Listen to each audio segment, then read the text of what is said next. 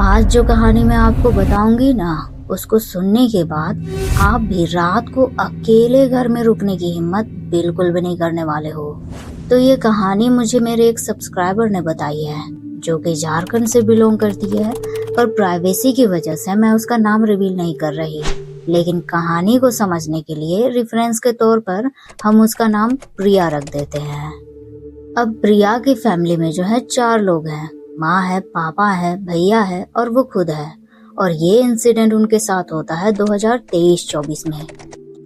तो एक दिन ऐसा होता है ना कि प्रिया की पूरी फैमिली किसी काम से घर से बाहर जाते हैं और घर में सिर्फ पापा ही रुक गए थे। लेकिन जब शाम को वो लोग घर वापस लौटते हैं ना, तो क्या देखते हैं कि प्रिया के जो पापा थे वो घर के आंगन में जमीन पर पड़े हुए थे। ये देखकर पहले तो सबको लगा शायद हमेशा की तरह वो ड्रिंक करके गिर गए होंगे, क्योंकि इससे भी पहले बहुत बार ना इसी तरह वो ज्यादा शराब पीकर कहीं भी पड़े हुए होते थे। लेकिन जब वो लोग उनको उठाने जाते हैं ना, तो एक अजीब बात नोटिस करते हैं कि प्रिया के पापा के मुंह से शराब की एक भी बूंद की बदबू नहीं आ रही थी। इट मीन्स वो नशे में नहीं थे, वो सच में बेहोश हो गए थे। पर सबसे डरावनी बात ये थी कि घर में उनके साथ कोई भी नहीं था, तो पता नहीं वो कितनी देर से उसी हालत में पड़े हुए होंगे। तो घबराहट में सब तुरंत उनको हॉस्पिटल एडमिट करते हैं और कुछ देर बाद वो होश में आ जाते हैं। लेकिन उनके होश में आने के बाद जहां प्रिया की फैमिली में रिलीफ का माहौल था, वहीं उन लोगों को बिल्कुल भी आइडिया नहीं था कि आगे जो वो लोग फेस करने वाले हैं ना, वो बिल्कुल भी नॉर्मल नहीं होने वाला है। तो प्रिया के पापा होश में आने के बाद जो बात वो उन लोगों को बताते हैं ना, उसको सुनकर सबके रोंगटे खड़े हो गए थे। वो बताते हैं कि सुबह घर से सबके जाने के बाद वो बाथरूम जा रहे थे और बाथरूम जाने के रास्ते में जो 2-4 पड़ोस के घर आते हैं ना, वहीं के घर का एक ईंट थोड़ा हटा हुआ था और वो रास्ते को ब्लॉक कर रहा था। तो प्रिया के पापा उस ईंट को उठाकर थोड़ा साइड कर देते हैं। लेकिन जब वो घर वापस आते हैं तो उनको मेन डोर घर का खुला मिलता है। यहाँ वो थोड़े परेशान हो जाते हैं क्योंकि वो मेन डोर लॉक करके गए हुए थे। उनको लगता है कि शायद कोई चोर बदमाश मौके का फायदा उठाना चाहता है, तो वो जल्दी से घर के अंदर जाते हैं और पूरे घर को चेक करते हैं। लेकिन उनको घर में कोई भी नहीं मिलता।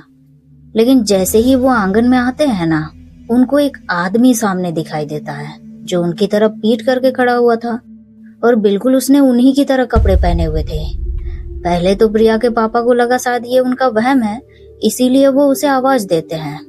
और जैसे ही वो प्रिया के पापा की तरफ पलटते हैं, भाई साहब, प्रिया के पापा की हालत खराब हो जाती है, क्योंकि उनके सामने कोई और नहीं बल्कि वो खुद खड़े थे। यानी कि वो जो भी था बिल्कुल उनकी ही शक्ल का था। फिर धीरे धीरे क्या होता है कि प्रिया के पापा की आंखें धुंधली होने लगती है और वो बेहोश हो जाते हैं। इसके बाद उन्हें कुछ भी याद नहीं। अब प्रिया के पापा की बातें सुनकर उसकी पूरी फैमिली की हालत खराब हो गई थी। लेकिन फिर भी वो लोग इस बात पर उतना गौर नहीं करते हैं, क्योंकि उनको लगा कि शायद उनकी तबीयत खराब है, इसीलिए उनको वहम हो रहा होगा। तो वो लोग उनकी बातों को इतना सीरियसली नहीं लेते हैं। तो प्रिया के पापा की हालत थोड़ी ज्यादा ही खराब थी, इसीलिए डॉक्टर उनको 2 दिन और हॉस्पिटल में रुकने के लिए बोलते हैं। इसीलिए वो लोग डिसाइड करते हैं कि प्रिया की मम्मी हॉस्पिटल में दिन में रहेगी और रात में भाई रहेगा। अब पहली रात तो सब कुछ ठीक से हो गया, किसी को कुछ भी महसूस नहीं हुआ। और दूसरे दिन प्रिया की जो मम्मी है वो सुबह घर का काम निपटा लेती हैं और खाना लेकर हॉस्पिटल जाती है और भाई घर लौट जाता है। और अभी तक देखना दोस्त, पापा के अलावा किसी को भी घर में वैसा कुछ एक्सपीरियंस नहीं हुआ है, इसीलिए वो लोग पापा की बातों को वहम ही मान रहे थे। लेकिन उन्हें बिल्कुल भी आइडिया नहीं था कि वो सेम चीज वो लोग भी फेस करने वाले हैं। तो भैया के घर में आने के बाद प्रिया और वो खाना वाना खाते हैं और फ्रेश होकर रेस्ट करते हैं। लेकिन अब आगे जो चीज होने वाली है ना, उसको समझने के लिए थोड़ा घर का लेआउट समझो। तो मेन डोर से एंटर करते ही बड़ा सा आंगन है और उसके लेफ्ट साइड में घर है और ठीक सामने में एक और कमरा है। और उस कमरे की खास बात यह है कि वहां पर से ना मेन गेट से आने जाने वाले हर इंसान को देखा जा सकता है। यानी कि बिना दिखे कोई भी घर में घुस ही नहीं सकता और ना ही बाहर जा सकता है। और उस टाइम दोनों ने मेन डोर को लॉक नहीं किया था, लेकिन सटा कर रखा हुआ था। तो कोई भी आता है तो डोर खोलने की आवाज आएगी ही। और दोनों में से उस टाइम कोई सोया भी नहीं था, बल्कि दोनों फोन वगैरह देख रहे थे। अब ऐसे ही दोपहर के लगभग 1 बज जाते हैं और प्रिया को भूख लग जाती है, मगर किचन में जाने से पहले उसको क्या मन होता है तो वो अंदर घर जाती है। अब यहाँ झारखंड का थोड़ा सा कल्चर समझना कि यहाँ के जितने भी ट्राइबल्स के घर होंगे ना, वहाँ तुमको सबके घरों में 2 पूजा स्थान मिलेंगे। एक जो कि आंगन में होता है और दूसरा जो सबसे अंदर वाले घरों में, जहाँ पूर्वजों की पूजा अर्चना की जाती है। और इसमें होता है कि जैसे कोई भी शुभ काम की शुरुआत करनी हो या कोई भी मेहमान वगैरह के द्वारा लाए गए मिठाई वगैरह हो, तो सबसे पहले अंदर के घर में स्थापित पूर्वजों की आत्मा को ही समर्पित की जाती है। इसके बाद डिस्ट्रीब्यूट किया जाता है। तो सेम चीज प्रिया के घर में भी था और प्रिया उसी अंदर वाले कमरे में जाती है और भाई साहब वो सिर्फ 2 सेकंड्स में चीखते हुए घर से बाहर निकल जाती है। और उसकी चीख इतनी डरावनी थी कि पूरा घर गूंज गया था और डर के मारे उसका पूरा चेहरा सफेद पड़ चुका था, सांस फूल रही थी और पूरा शरीर कांप रहा था। भाई उसको संभालता है और पूछता है कि क्या हुआ। तो प्रिया कांपती आवाज में बताती है कि अंदर कोई है। ये सुनते ही भाई तुरंत अंदर दौड़ता है और अंधेरे में उसको पूजा स्थान के पास उसके फादर के जैसा ही बैठा कोई दिखाई देता है। तो भाई तुरंत लाइट ऑन कर देता है और इसके बाद जो वो देखता है ना, उसे देखने के बाद दोनों भाई बहन घर में अकेले रहने को बिल्कुल भी तैयार नहीं थे। तो वो देखता है कि कमरे में अब कोई भी नहीं है। अभी अभी जिसे भाई ने देखा था अपने फादर के जैसा, उसका उस कमरे में नामो निशान नहीं था और चंद सेकंड्स में किसी का भी उस कमरे से बाहर भागना बिल्कुल पॉसिबल था ही नहीं। और इससे भी अजीब चीज ये थी कि वहीं दीवार पर गहरे खरोच के निशान बने हुए थे, जैसे किसी ने बड़े बड़े नाखूनों से पूरी ताकत लगाकर दीवार को चीरा हो।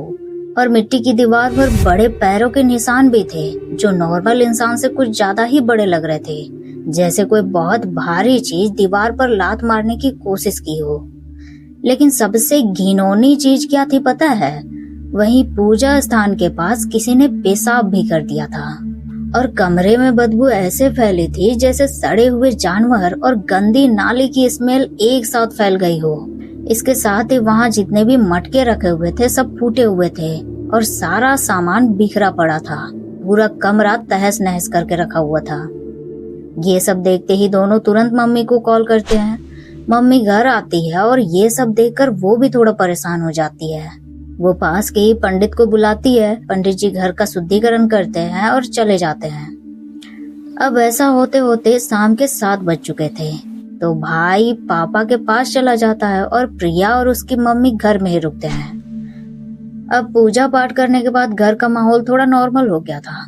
प्रिया और उसकी मम्मी को घर में पहले जैसा ही नॉर्मल ही महसूस हो रहा था, लेकिन ये माहौल बस कुछ ही टाइम के लिए रहने वाला था।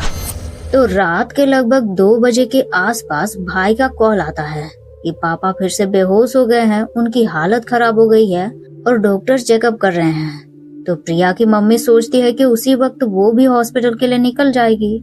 लेकिन तभी प्रिया और उसकी मम्मी को ना घर की छत पर कुछ भारी चीज गिरने की आवाज आती है और इसके बाद ऐसा लगता है जैसे छत में कोई चीज रेंग रही हो।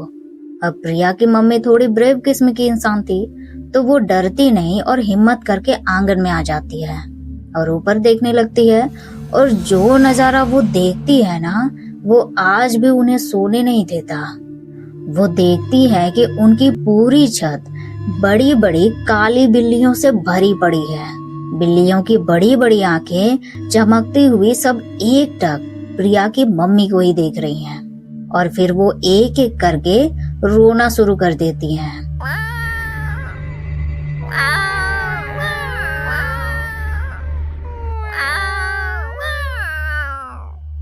मगर उनका रोना बिल्ली की म्याऊं जैसे नहीं थी, बल्कि ऐसी थी जैसे कोई आदमी और औरत गुस्से में चीख रहे हो। अब ये देखने के बाद प्रिया की मम्मी की हिम्मत तो जवाब दे गई भाई। और उस वक्त उन दोनों की हालत क्या थी वो हम और आप नहीं समझ सकते। तो प्रिया की मम्मी बिना एक शब्द बोले दौड़कर कमरे में जाती है और अंदर से दरवाजा लॉक कर देती है और फिर अपने पूर्वजों को और जो भी उनके इष्ट देवते उन्हें याद करके उनसे प्रे करती है कि किसी तरह से उन्हें इस भयानक चीज से बचाए। तो उस रात जो है छत पर बिल्लियों की भयानक आवाज गूंजती रही और लगभग 4 बजे सब अचानक से चुप हो गए।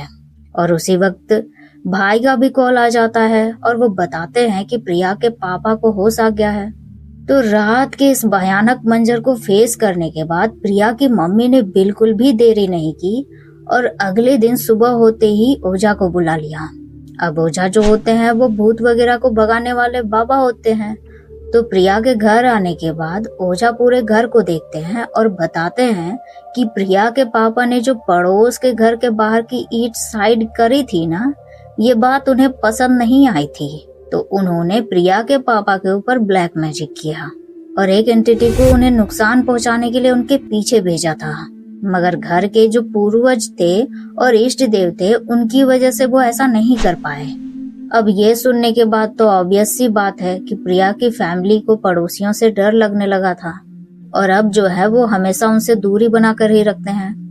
तो उस दिन ओझा घर में कुछ रिचुअल करते हैं और ब्लैक मैजिक को टर्न करके वापस उसका इफेक्ट ओनर की तरफ कर देते हैं। और इसके 2 दिनों बाद प्रिया के पापा सुरक्षित घर आ जाते हैं। और इस घटना के बाद इस तरह की कोई भी इंसिडेंट उनके साथ दोबारा नहीं हुई, मगर उस बात को अभी तक वो भूल नहीं पाए हैं। तो ये थी आज की स्टोरी। अगर आप भी ऐसे ही कोई इंसिडेंट मेरे साथ शेयर करना चाहते हैं तो डिस्क्रिप्शन बॉक्स पर दिए मेल पर मुझे अपनी कहानी भेज सकते हैं। बाकी कहानी पसंद आई हो तो लाइक करें और चैनल को सब्सक्राइब